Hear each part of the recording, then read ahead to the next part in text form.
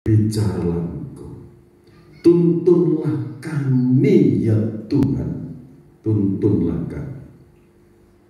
Di dalam nama Tuhan Yesus Kristus hamba berdoa, amin. Puji Tuhan.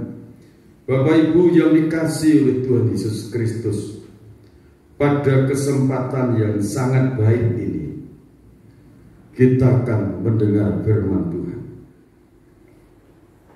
Situasi kondisi zaman semakin baik, amin, bagi orang-orang yang berharap kepada Tuhan. Hari-hari yang akan datang akan semakin baik, karena Tuhan sudah sangat dekat. Dia datang menjemput orang-orang pilihannya menjadi mempelai wanitanya. Tema yang akan saya sampaikan adalah tetaplah berdoa pada Tuhan. Apapun kondisi bumi ini, menjelang kedatangan Tuhan Yesus Kristus akan terjadi perubahan iklim, perubahan situasi kondisi zaman. Tetapi orang-orang pilihannya akan tetap dipelihara. Kalau Raja Daud mengatakan Tuhan adalah gembalaku yang baik, Raja Daud merasakan dirinya dipelihara oleh Tuhan, dituntun oleh Tuhan. Kita akan membaca Mazmur pasal 5 ayat 1 sampai 3. Mazmur pasal 5 ayat 1 sampai 3. Doa pada pagi hari untuk pemimpin biduan dengan permainan suling, Mazmur Daud. Berilah telinga kepada perkataanku ya Tuhan, indahkanlah keluh kesahku. Perhatikanlah teriakku minta tolong, ya Rajaku dan Allahku, sebab kepadamulah aku berdoa. Tuhan, pada waktu pagi Engkau mendengar seruanku, pada waktu pagi aku mengatur persembahan bagimu dan aku menunggu-nunggu. Saudara, ayat-ayat ini mengingatkan kepada kita, perhatikanlah teriakku minta tolong, ya Rajaku dan Allahku, sebab kepadamulah aku berdoa. Dalam ayat ini, di situ mengandung suatu pujian, sanjung, mengagungkan Allah sebagai Raja di atas segala raja. Dia sebagai Allah di atas segala ilah.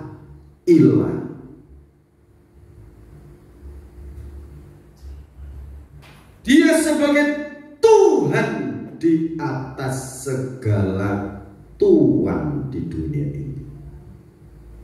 Jadi pujian sanjung yang dinaikkan oleh Raja Daud dikatakan, ya Rajaku dan Allahku, sebab kepadamulah aku berdoa. Doa ini selalu dipanjatkan oleh Raja Daud. Dan kalau saudara membaca di dalam Injil Lukas pasal 1 ayat 35,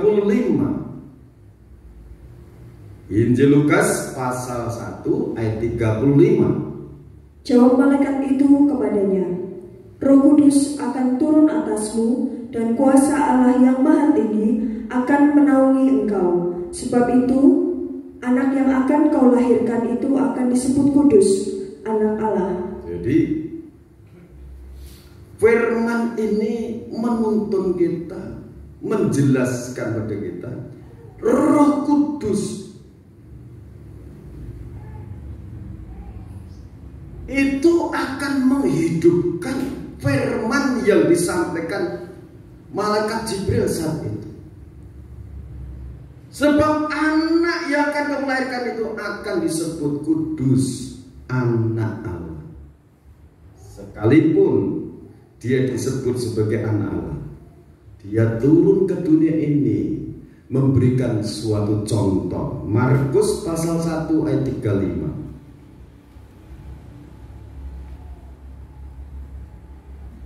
Markus pasal 1 ayat 35. Yesus mengajar di kota-kota lain. Pagi-pagi benar, waktu hari masih gelap, ia bangun dan pergi keluar. Ia pergi ke tempat yang sunyi dan berdoa di sana. Saudara,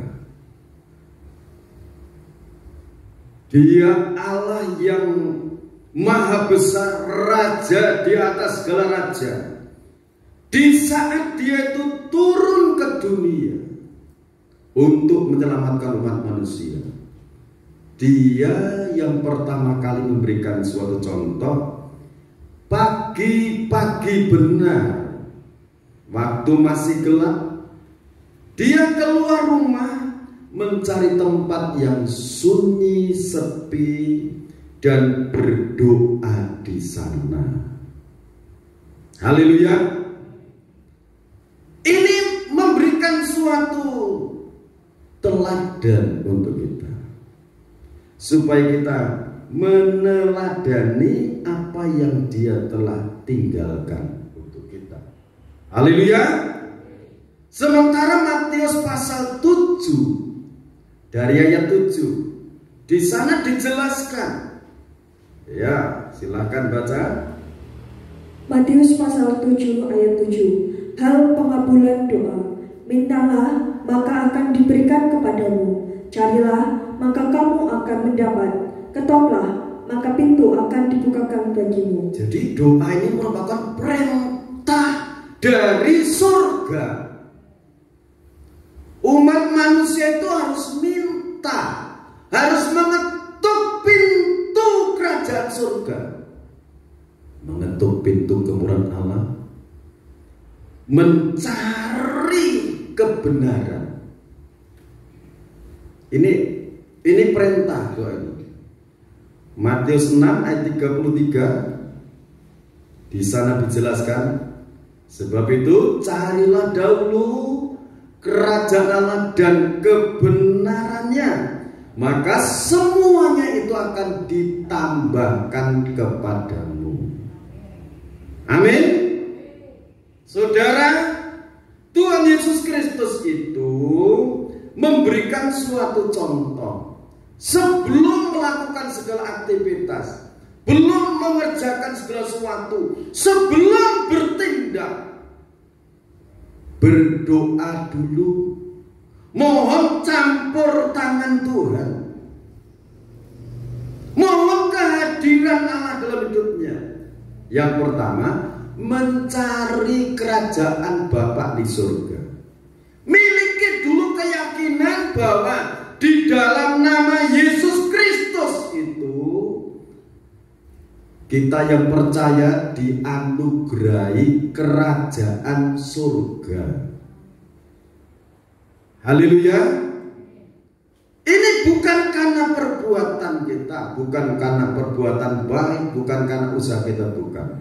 Tetapi anugerah, pemberian yang percaya di dalam nama Yesus Kristus, segala dosanya diampuni.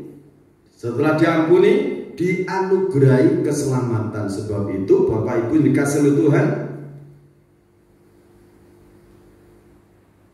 kerjakan keselamatan itu. Dalam Filipi pasal 2 katakan, kerjakan keselamatan itu. Artinya, kalau saudara suka berdoa dalam hidupnya sehari-hari,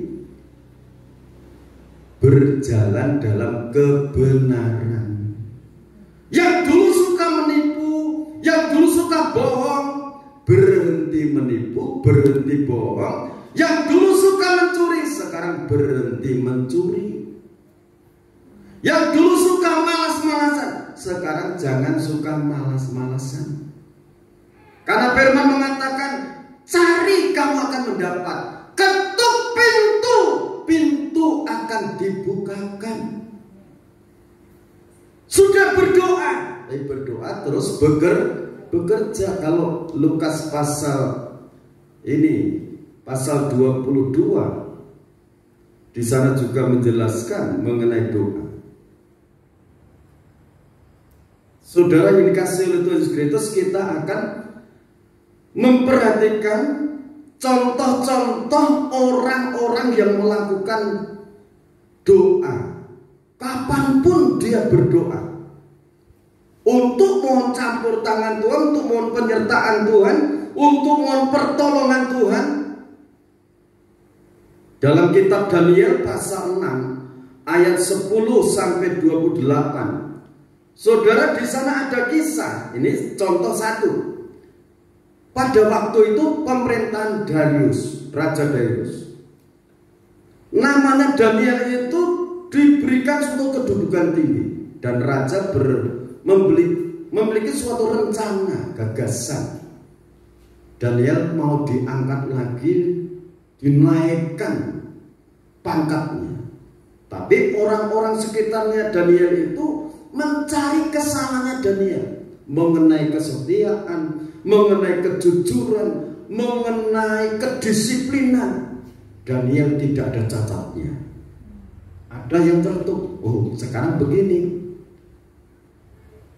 cara ibadahnya saja, supaya dia jangan ibadah. Nanti kalau ibadah berdoa, supaya Daniel dijebloskan ke dalam gua singa.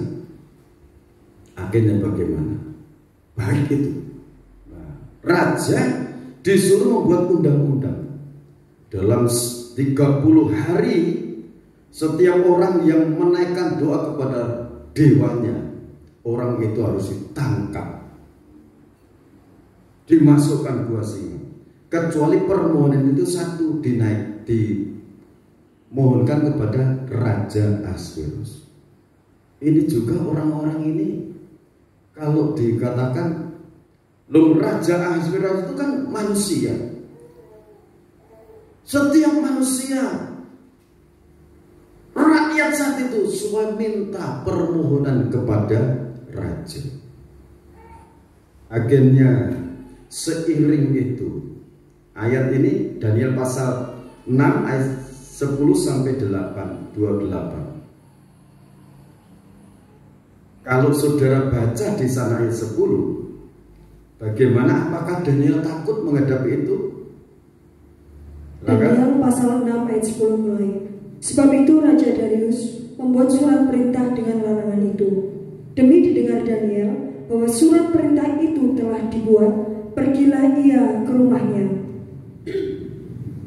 Dalam kamar atasnya ada tingkap-tingkap yang terbuka ke arah Yerusalem. 3 kali sehari ia berlutut, berdoa serta memuji Allahnya seperti yang biasa dilakukannya. Saudara, Daniel itu setelah mendengar bahwa surat keputusan itu dibuat, Daniel tidak gentar sedikit pun. Rasa takutnya Daniel diberikan kepada Allah. Aku hanya takut kepada Tuhan Allahku. Daniel masuk ke ruang doa 3 kali sehari. Dia berlutut, berdoa, serta memuji Allahnya. Jadi dalam doa itu menyembah, memuji, mengagungkan Allah. Baru berdoa, menaikkan permohonan. Setelah itu ditutup dengan ucapan syukur bahwa Tuhan telah mengabulkan doa. Saudara, dalam kisah ini orang-orang yang mencari kesalahan Daniel masuk ke situ. Daniel dilaporkan. Ini orangnya yang tidak mematuhi ketetapan raja. Bahwa apa yang raja tetapkan tidak bisa dilanggar lagi. Daniel dibawa ke situ, langsung dimasukkan ke dalam gua singa. Semalam suntuk Daniel di sana berdoa, memuji Tuhan, memuliakan nama Tuhan. Pagi-pagi benar Raja Darius memanggil Daniel hamba Allah. Apakah Allah sanggup menolongku yang ku sembah dengan setia itu? Ya Tuhan, ya Tuanku Raja Darius, kekalah Tuanku Raja. Aku masih hidup, aku ditolong Tuhan. Raja Darius mendengar suara Daniel, rasanya meluap sukacita.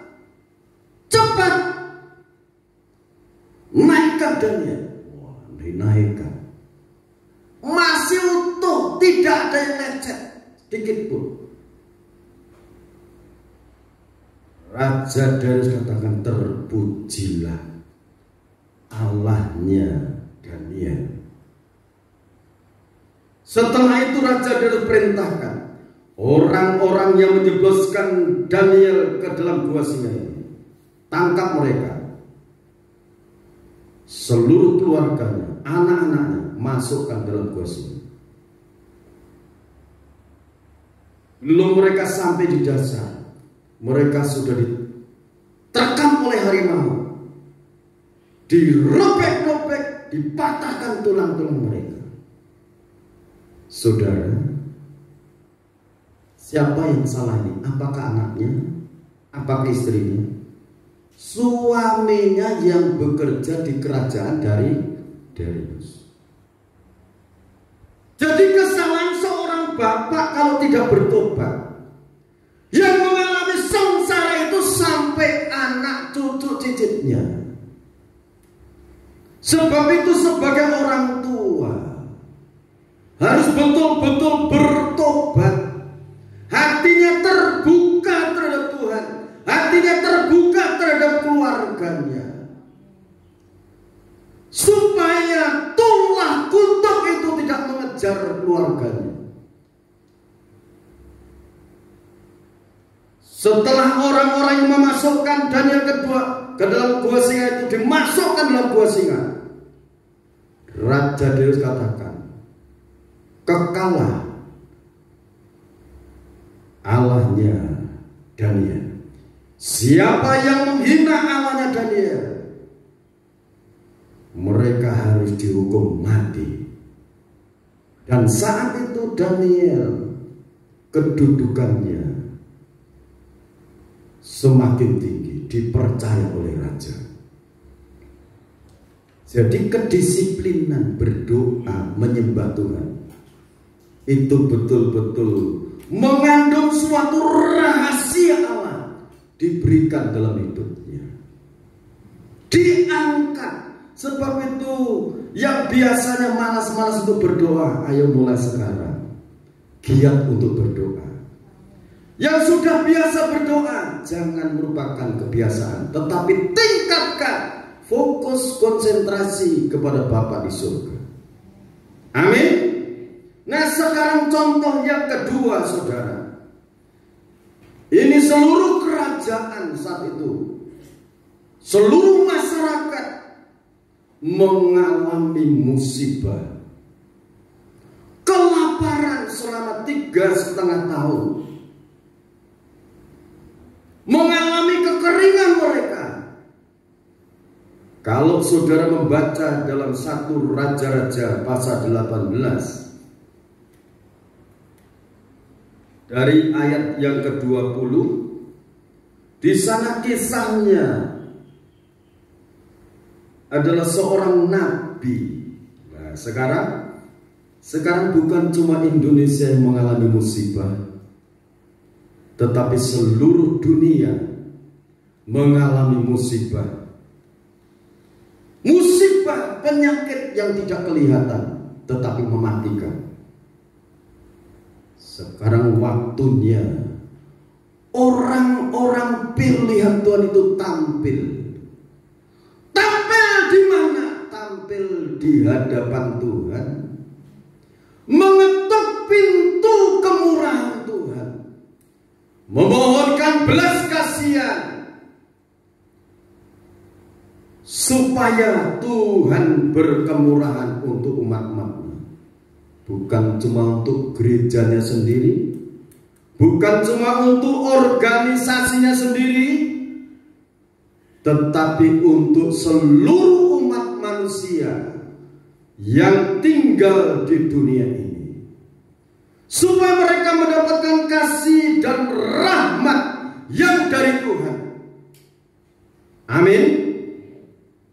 Saat-saat ini mari imam-imam, hamba-hamba Tuhan dari tempat ini sampai di seluruh jagat raya ini, teristimewa saudara tinggal di Indonesia, karena Indonesia ini menjadi perhatian Allah secara khusus.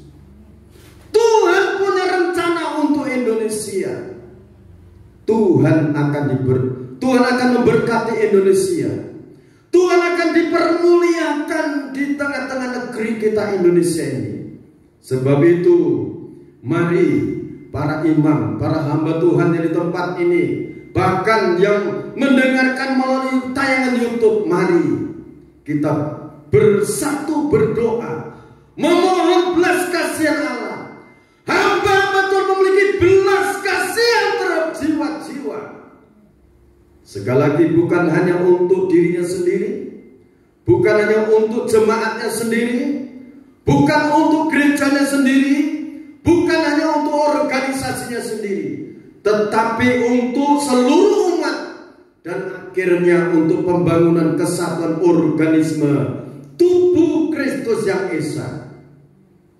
1 Raja-Raja 18 ayat 20 mulai. Elia di Gunung Karmel. Ahab mengirim orang ke seluruh Israel dan mengumpulkan nabi-nabi itu ke Gunung Karmel. Lalu Elia mendekati seluruh rakyat itu dan berkata, "Berapa lama lagi kamu berlaku timpang dan bercabang hati? Kalau Tuhan itu Allah, ikutilah dia, dan kalau Baal, ikutilah dia." Tetapi rakyat itu tidak menjawabnya sepatah kata pun. Lalu Elia berkata kepada rakyat itu, "Hanya aku seorang diri yang tinggal sebagai nabi Tuhan, padahal nabi-nabi Baal itu ada 450 orang banyaknya. Namun baiklah diberikan kepada kami 2 ekor lembu jantan. Biarlah mereka memilih seekor lembu, memotong-potongnya, menaruhnya ke atas kayu api, tetapi mereka tidak boleh menaruh api. Aku pun akan mengolah lembu yang seekor lagi, meletakkannya ke atas kayu api, dan juga tidak akan menaruh api. Kemudian biarlah kamu memanggil nama Allahmu, dan aku pun akan memanggil nama Tuhan. Maka Allah yang menjawab dengan api, dialah Allah." Seluruh rakyat menyahut katanya, "Baiklah demikian." Ya, jadi saat itu rakyat umat Israel keturunan Yakub itu, mereka menyembah Baal, patung disembah, dipuja-puja. Itu yang menyebabkan kekeringan selama 3,5 tahun. Banyak orang yang mati. Ya, terus kemudian Elia berkata kepada nabi-nabi Baal itu, "Pilihlah seekor lembu dan olahlah itu dahulu, karena kamu ini banyak. Sesudah itu panggillah nama Allahmu, tetapi kamu tidak boleh menaruh api." Mereka mengambil lembu yang diberikan kepada mereka, mengolahnya dan memanggil nama Baal dari pagi sampai tengah hari. Katanya, ya, terus, "Ya Baal, jawablah kami." Tetapi tidak ada suara, tidak ada yang menjawab. Sementara itu mereka berjingkat-jingkat di sekeliling mezbah yang dibuat mereka itu. Pada waktu tengah hari, Elia mulai mengejek mereka, katanya, "Panggillah lebih keras. ya, Bukankah dia Allah? Mungkin ia merenung, mungkin ada urusannya." Jadi Elia itu menghina, mengejek mereka. Panggillah lebih keras lagi Baal itu, kalau dia Allah, panggil dia. Sampai ini tengah hari belum mendengar, mungkin dia ada urusan, mungkin dia baru merenung, mungkin dia baru ke belakang. Ya terus? Mungkin ia berpergian, barangkali ia tidur dan belum terjaga. Nah ini betul-betul Elia itu menghina Baal, patut dihina.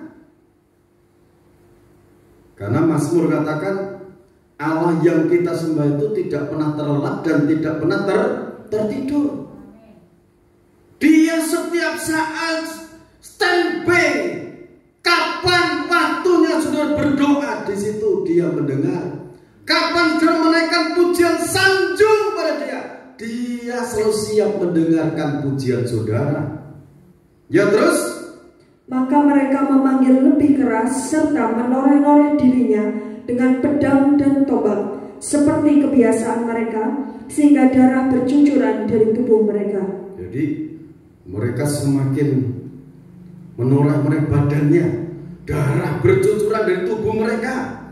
Sesudah lewat tengah hari, mereka kerasukan sampai waktu mempersembahkan korban petang, tetapi tidak ada suara, tidak ada yang menjawab, tidak ada tanda perhatian. Jadi kesurupan setan, karena disembah itu setan. Tidak ada jawaban. Mezbahnya utuh, korbannya utuh, tidak ada jawaban.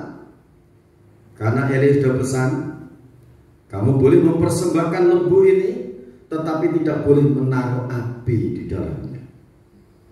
Sekarang saudara, ini Elia memanggil seluruh umat, hamba-hamba Tuhan, imam-imam saat itu, ayat 30. Kata Elia kepada seluruh rakyat itu, datanglah mendekat kepadaku.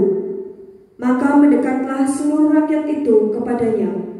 Lalu ia memperbaiki mezbah Tuhan yang telah diruntuhkan itu. Jadi pertama, supaya api itu turun dari langit, dari surga, rakyat dipanggil itu datang, mendekat, menyatu. Setelah menyatu, Elia dan rakyat itu memperbaiki mezbah. Jadi yang memperbaiki mezbah itu bukan hanya Elia, tetapi seluruh rakyat masing-masing memperbaiki mezbah yang telah diruntuhkan itu. Ini syarat satu, menyatu. Yang kedua, memperbaiki mezbah. Terus kemudian Elia mengambil 12 batu menurut jumlah suku keturunan Yakub. Jadi 12 batu menurut keturunan Yakub. Haleluya. Terus kepada Yakub ini telah datang firman Tuhan, engkau akan bernama Israel. Kapan itu dia mendapatkan nama Israel? Di saat Yakub itu pulang dari rumahnya Laban ke tempat orang tuanya. Saat itu dia berangkat dengan tangan kosong. Tetapi Yakub ini menghargai berkat sulung. Artinya berkat sulung itu menghargai campur tangan Tuhan. Berkat sulung itu dan sama ini Yakub ini mengutamakan Tuhan, mengutamakan permohonan, doa dari orang tua. Saat itu Yakub dia diancam oleh kakaknya. Apakah betul Yakub itu bohong? Tidak, saudara. Kenapa dikatakan tidak? Saat itu Yakub itu sudah masak kacang merah, iya kan? Bukan kacang hijau, kacang merah. Esok dari berburu dari hutan, dia lapar ya. Apa mas? Aku minta itu masakan. Aku lapar. Kalau kakak mau memberikan hak sulung untuk aku berikan.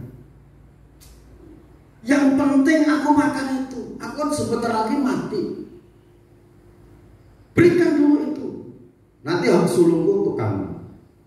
Yakub memberikan itu bubur kacang merah dan roti saat itu dimakan. Jadi di saat ibunya Yakub dan Esau itu, ibu Ribka memberitahu kepada Yakub, tadi bapakmu berpesan seperti ini. Esok kamu berburu, dapat binatang yang empuk dagingnya dan masak. Setelah kau masak, aku akan memberkati kamu. Aku sebentar lagi akan mati. Ibunya itu memberitahu kepada Yakub, Yakub, ini bapakmu akan memberkati kakakmu. Tapi kan kakak itu kan berbulu ibu. Semuanya itu urusanku. Sekarang ambil kambing domba itu yang paling gemuk, yang paling empuk dagingnya, dimasak. Nanti hidangkan kepada bapak. Nanti kamu akan diberkati. Oh iya bu, siap. Jadi kalau bicara Yakub ini dengar-dengaran nasihat saran dari ibu. Kalau jemaat mendengarkan saran dari ibu itu seorang gembala, maka jemaat itu juga diberkati. Terus setelah selesai masak, ibunya Yakub itu berikan, katakan, ini pakaian kakakmu dipakai. Kamu ngambil kulit domba itu, ditaruh di lenganmu. Nanti di saat bapakmu bilang, kamu siapa kamu? Aku Esau. Ya, suaranya itu. Ibu tuh ngajari seperti itu. Nanti bohong, enggak. Ini untuk ngambil janjinya di saat dengan Esau itu. Esau hanya memikirkan kepuasan daging, tidak menghargai hak sulung, berkat sulung. Setelah itu, wah enak sekali masakan. Kamu dekat sini. Kalau suaranya Yakub, tetapi kalau bajunya itu bajunya siapa ini? Keringatnya seperti keringatnya Esau. Bagaimana ini? Dan diberkati. Kamu akan menjadi besar. Kamu akan diberkati. Kamu akan ditemukan tempat-tempat yang gembur. Kamu akan menjadi kepala. Kamu akan diberkati. Kamu akan menjadi besar. Anak turunmu akan menjadi raja-raja dan sebagainya. Setelah itu diberkati, matur nuwun Bapak, berkah ibu. Kelepat pergi, Esau datang. Pak, saya sudah selesai masak. Wah, girang. Bapaknya kaget. Aku sudah makan. Loh, ini siapa ini? Aku Esau. Loh, berkat sudah tak berikan. Wah, Esau ini berteriak, menangis, meraung-raung sampai dikatakan, Bapak, apakah tidak ada berkat yang lain? Tidak ada, nah. Berkatnya cuma satu. Sulung itu cuma satu. Ada berkat. Kamu akan jauh dari tanah-tanah yang gembur. Tetapi kalau kamu berusaha keras, kamu akan lepas lepas dari kuk ini. Jadi kuk itu akan lepas kalau orang itu mau berusaha keras. Amin. Nah saudara, Yakub ini bergumul bergulat saat pulang dari rumah Laban. Kalau Kejadian pasal 28 itu saat dia itu berjalan menuju rumah Laban. Di tengah jalan dia itu sudah sore, tidurlah dia di hutan itu dalam perjalanan. Di tengah perjalanan dia tidur nyenyak. Dia mimpi ada tangga ujungnya sampai di langit. Tuhan berdiri di samping tangga itu dan Tuhan bicara, aku akan menjadikan engkau besar. Engkau akan mengembang ke barat, ke timur, ke utara, ke selatan. Aku akan menyertai engkau. Saat Yakub bangun dari tidur itu, sungguh alangkah dahsyat tempat ini. Tidak lain tempat pintu kerajaan surga. Tangga yang ujungnya sampai di langit itu itulah tangga doa. Yang bisa tembus dari bumi ke langit itu doa di dalam nama Yesus Kristus. Kalau menghargai berkat sulung itu yang mana toh? Kolose pasal 1 ayat 15 mulai. Saudara baca supaya saudara paham bahwa setiap pribadi ini berhak menerima berkat sulung. Silakan bacakan. Kolose pasal 1 ayat 15 mulai. Keutamaan Kristus. Ia adalah gambar Allah yang tidak kelihatan, yang sulung, lebih utama dari segala yang diciptakan. Yang sulung. Kalau saudara itu menerima Yesus Kristus sebagai Tuhan dan Juru Selamat, itulah berkat sulung. Keselamatan dari surga. Matius 6 ayat 33 dikatakan, cari dahulu kerajaan Allah dan kebenarannya, maka semuanya itu akan ditambahkan kepadamu. Cari Yesus dulu, masuk dalam hati, bertahta dalam hati. Dia sebagai raja di atas segala raja, sebagai Tuhan di atas segala Tuhan. Nah, inilah berkat sulung. Sekalipun saudara anak sulung, kalau tidak menghargai Yesus Kristus sebagai pencipta Allah, saudara juga tidak akan menerima berkat sulung. Karena berkat sulung itu adalah pribadi Kristus. Amin. Sekalipun saudara anak bontot itu ragil itu bungsu. Sekalipun anak bungsu, anak ragil, kalau membuka hati menerima Yesus Kristus sebagai Tuhan dan Selamat, itu berkat sulung. Paham itu? Ini video saudara dengarkan baik-baik. Jangan semua dibuka, tapi perhatikan baik-baik. Lanjut, 1 Raja-Raja 18 tadi.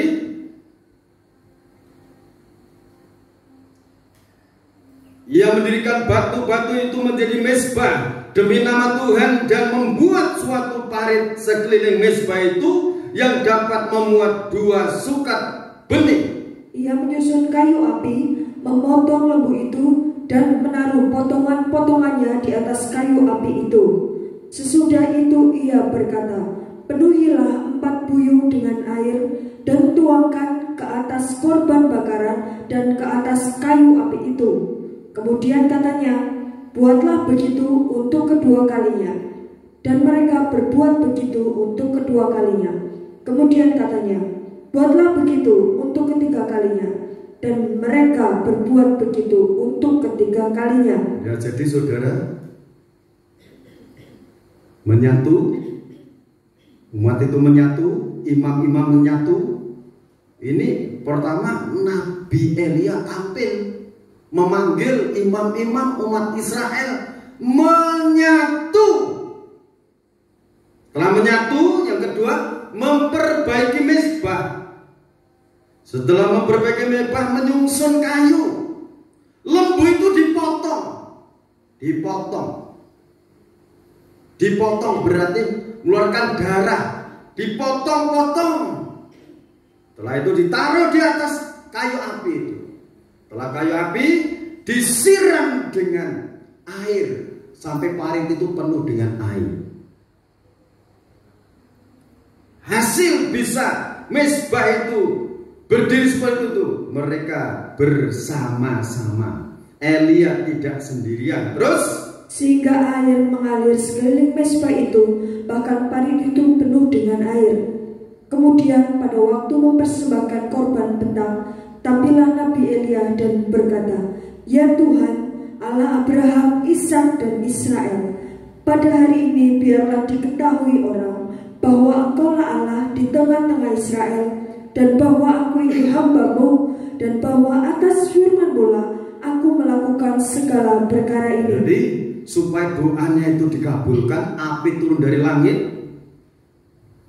Dalam doa itu mengimani firman.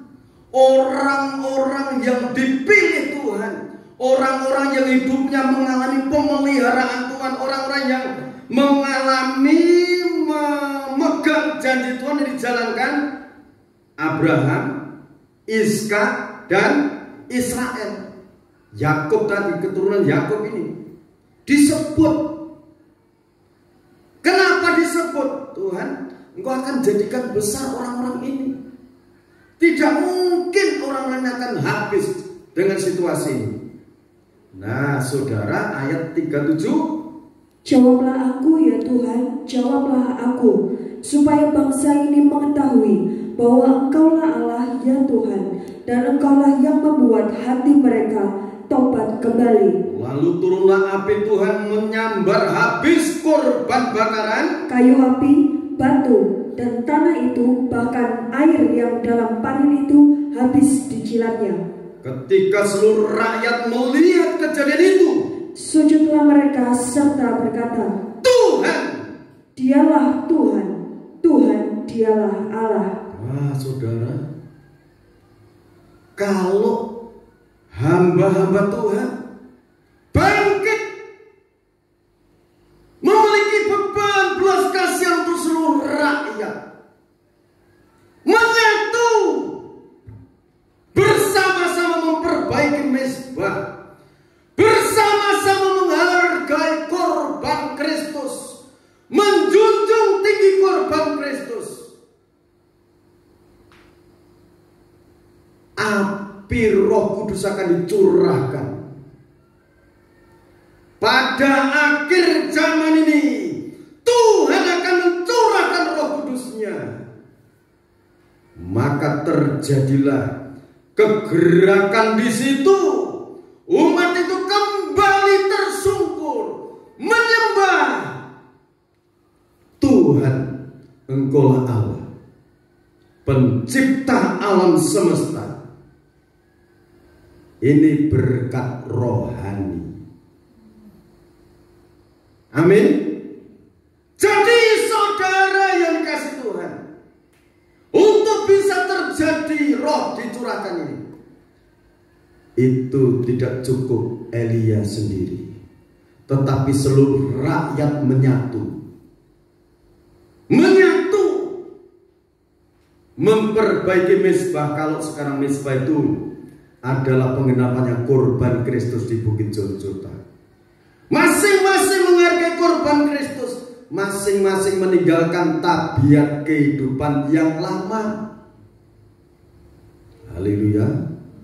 Galatia 5 ayat 19 sampai 21. Itu perbuatan-perbuatan daging itu yang harus digigit. Silakan dibaca.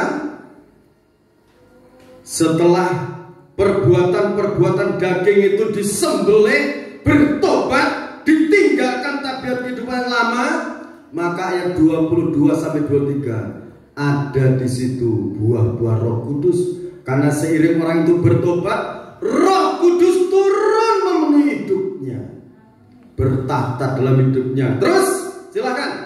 Galatia pasal 5 ayat 19 sampai 21. Perbuatan daging telah nyata, yaitu percabulan, cabul secara pikiran, zina, terus kecemaran, hawa nafsu, penyembahan berhala, sihir, perseteruan, perselisihan, iri hati, amarah, kepentingan diri sendiri, percideraan, roh pemecah, kedengkian, kemabukan, pesta pora, dan sebagainya. Terhadap semuanya itu kuperingatkan kamu, seperti yang telah kubuat dahulu, bahwa barang siapa melakukan hal-hal yang demikian, ia tidak akan mendapat bagian dalam kerajaan Allah. Ya, kalau melakukan hal seperti itu sekalipun orang Kristen, tidak akan mendapat bagian dalam kerajaan surga. Sebab itu saudara, tinggalkan tabiat kehidupan lama. Setelah ditinggalkan tabiat kehidupan lama, ini tadi Roh Kudus turun. Api Roh Kudus turun masuk dalam hidup kita. Setelah masuk dalam kehidupan kita, tandanya ayat 22, 23. Tetapi buah Roh ialah kasih, sukacita, damai sejahtera, kesabaran, kemurahan, kebaikan, kesetiaan, kelemah lembutan, penguasaan diri. Tidak ada hukum yang menentang hal-hal itu. Jadi tandanya ini, kalau orang itu dipenuhi Roh Kudus, tandanya ini ada buah-buah Roh Kudus, ada kasih, sukacita, tidak cemberut saja, ada sukacita. Ya memang salah satu tanda yang lain adalah berkata-kata dalam bahasa roh. Tapi berikutnya ada buahnya. Nah saudara, selanjutnya kita akan kembali 1 Raja-Raja tadi, ayat 41. Kemudian berkatalah Elia kepada Ahab, pergilah, makanlah, dan minumlah, sebab bunyi delau hujan sudah kedengaran. Nah saudara, ayat sebelumnya tuh nabi-nabi Baal ditangkap dan dibantai semuanya. Setelah dibantai, barulah ini Elia itu mendengarkan deru hujan. Lalu Ahab pergi untuk makan dan minum, tetapi Elia naik ke puncak gunung Karmel, lalu ia membungkuk ke tanah dengan mukanya di antara kedua lututnya. Setelah itu ia berkata pada bujangnya, naiklah ke atas, lihatlah ke arah laut. Bujang itu naik ke atas, ia melihat dan berkata, tidak ada apa-apa. Kata Elia, pergilah sekali lagi, demikianlah sampai 7 kali. Pada ke-7 kalinya berkatalah bujang itu, wah, awan kecil sebesar telapak tangan timbul dari laut. Lalu kata Elia, pergilah, katakan kepada Ahab, pasang keretamu dan turunlah, jangan sampai engkau terhalang oleh hujan. Maka dalam sekejap mata langit menjadi gelap oleh awan badai, lalu turunlah hujan yang lebat. Ahab naik kereta lalu pergi ke Yisrael, tetapi kuasa Tuhan berlaku atas Elia. Ia mengikat pinggangnya dan berlari mendahului Ahab sampai ke jalan yang menuju Yisrael. Haleluya, Tuhan luar biasa. Setelah umat itu kembali fokus kepada Mezbah, api turun dari langit dan mereka mengakui Tuhan kaulah Allah pencipta alam semesta. Setelah itu pemberhalaan, bahkan orang-orang yang menuntun dalam penyembahan berhala saat itu dibantai. Kalau sekarang situasi seperti ini, mari saudara berseru, memohon belas kasihan Tuhan supaya pemberhalaan itu yang bukan Allah diakui dia sebagai Allah, itu harus saudara minta supaya itu dimusnahkan di dalam alam roh. Masalah kalau seperti waktu itu Elia tampil langsung disembelih, wah geger. Artinya karena musuh kita ini bukan manusia darah dan daging, tetapi pemerintahnya itu Lucifer, penguasa, penghulu-penghulu, dan roh-roh jahat di udara. Tetapi di dalam ayat 16 Efesus pasal 6 itu, saudara baca di sana,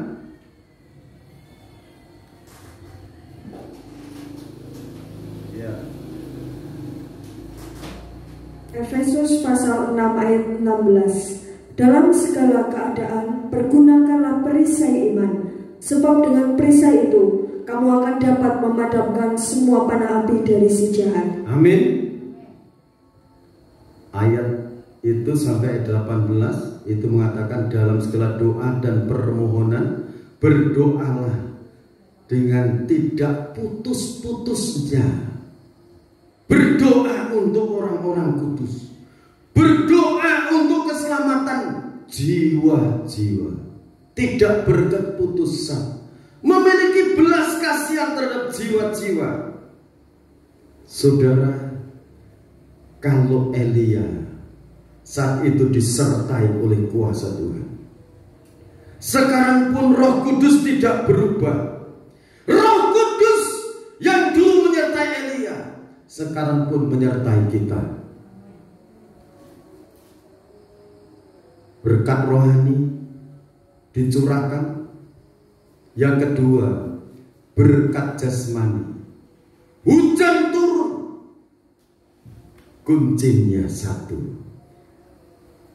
menyatu dalam doa, memperbaiki mezbah, berdoa, menyebut, mengimani firman yang telah memelihara nenek moyangnya Israel itu, disebut mereka. Di saat itu Roh Kudus turun. Di saat Roh Kudus turun, umat kembali mengaku, Engkau Tuhan yang Maha Besar, Engkau Tuhan penyembuhku, penolongku, pemeliharaku. Setelah itu pemeliharaan dinyatakan. Semua pemeliharaan yang tadinya tidak dipelihara, semua mengalami pemeliharaan dari Tuhan.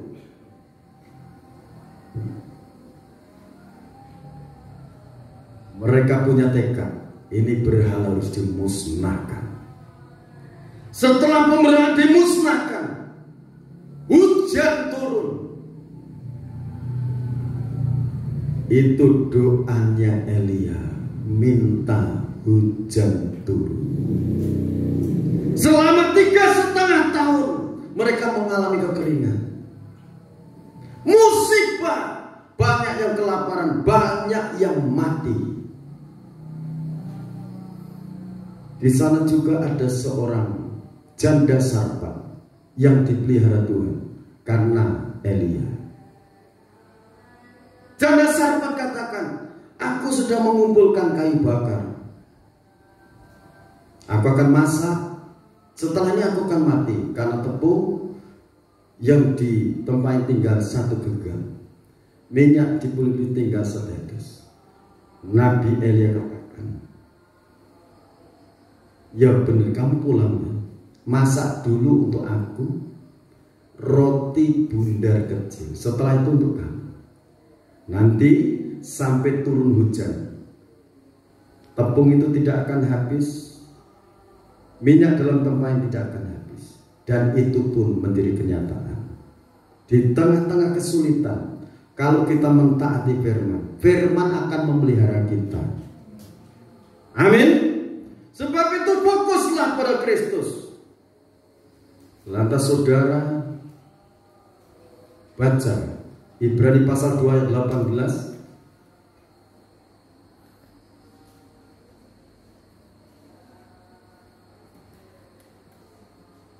Ibrani pasal 2 ayat 18. Sebab oleh karena ia sendiri telah menderita karena pencobaan, maka ia dapat menolong mereka yang dicobai. Amin. Lukas 18 ayat 7 dan 8.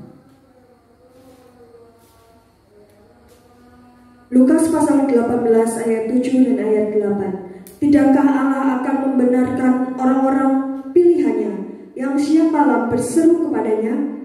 Dan adakah ia mengulur-ulur waktu sebelum menolong mereka? Aku berkata kepadamu, ia akan segera membenarkan mereka. Akan tetapi, jika anak manusia itu datang, adakah ia mendapati iman di bumi? Ini kalau kita berdoa perlu tekun menantikan jawaban. Tidakkah Allah akan membenarkan orang-orang pilihannya yang siang malam bertalu-talu memohon kepada Dia? Matius 18, 19 sampai 20. Matius pasal 18 ayat 19 dan 20. Dan lagi aku berkata kepadamu, jika dua orang daripadamu di dunia ini sepakat meminta apapun juga, permintaan mereka itu akan dikabulkan oleh Bapa-Ku yang di surga. Sebab di mana 2 atau 3 orang berkumpul dalam namaku, di situ aku ada di tengah-tengah mereka. Amin, saudara. Jadi 2 orang sepakat sehati. Ada yang bertanya, nah kalau sendiri apa Tuhan tidak datang? Datang sendiri, tetapi berdoa dengan segenap hati, dengan segenap jiwa, dengan segenap akal budi. Fokus, konsentrasi. Sebab itu mari kita tetap berdoa dimanapun, kapanpun. Utamakan Tuhan, mohon campur tangan Tuhan. Tuhan Maha menjawab doa-doa kita. Firman Tuhan menjadi berkat untuk kita semua. Kita akan nyanyikan pujian.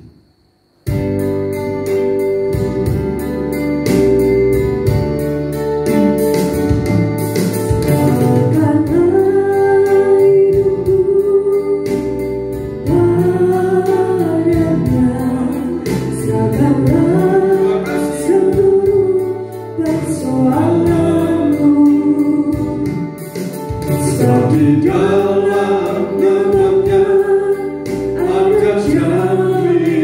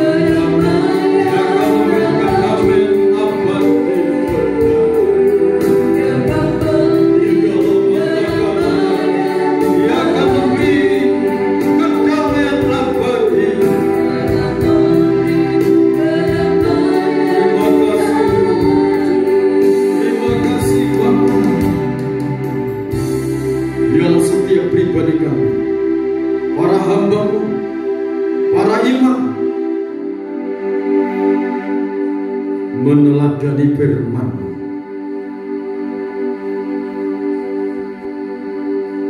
menyatu dalam doa,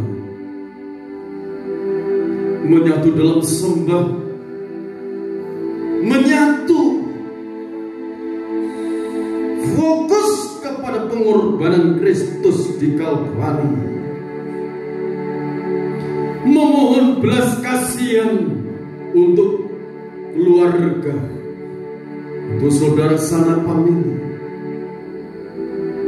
menyatu memohon belas kasihan untuk keselamatan bangsa-bangsa,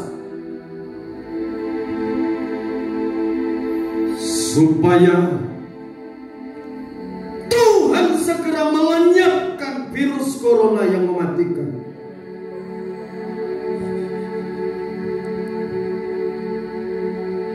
Hamba mohon belas kasihan dan rahmat Tuhan untuk bangsa dan negara Indonesia ini,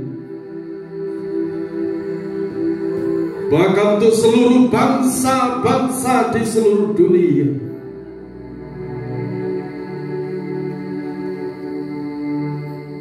Mohon belas kasihan dan rahmat Tuhan. Tuhan berkenan mengangkat, melenyapkan, menyingkirkan, memusnahkan segala virus-virus yang mematikan di dalam nama Yesus Kristus, oleh kuasa darah Yesus Kristus. Segala dosa-dosa umat-umatmu, segala dosa-dosa bangsa-bangsa, Bapa, ampunilah mereka. Ampuni, ampuni, ampuni pemimpin-pemimpin, pejabat-pejabat negara. Kalau ada kekeliruan di hadapan Tuhan, Tuhan ampuni mereka. Dan Tuhan berbelas kasihan untuk bangsa-bangsa. Teristimewa kami tinggal di negeri Indonesia. Dalam nama Tuhan Yesus Kristus, Tuhan lawat pejabat-pejabat tinggi, pejabat-pejabat tinggi Kau sertai, sampai seluruh masyarakat dilawat Tuhan saat ini. Lawatlah seluruhnya, sertai mereka. Perintahkan para malaikat-Mu menyertai para pejabat negara.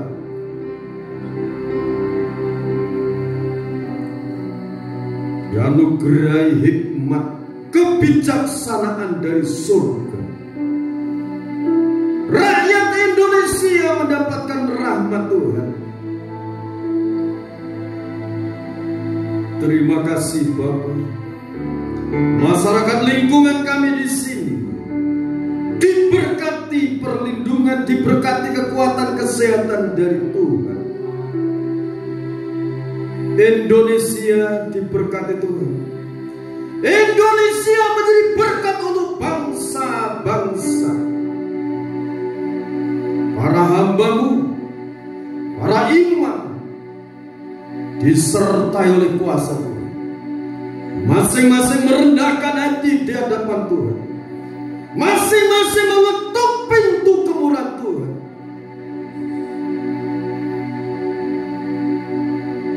Seluruh biji mata Allah, orang-orang pilihan-Mu Kau lawat saat ini dengan kasih dan rahmat Tuhan. Di dalam nama Tuhan Yesus Kristus, pertolongan Tuhan turun, lawatan Tuhan turun saat ini. Setiap keluarga anak-Mu, setiap pribadi anak-Mu diberkati oleh Tuhan. Segala puji, hormat dan syukur bagi Bapa yang di surga.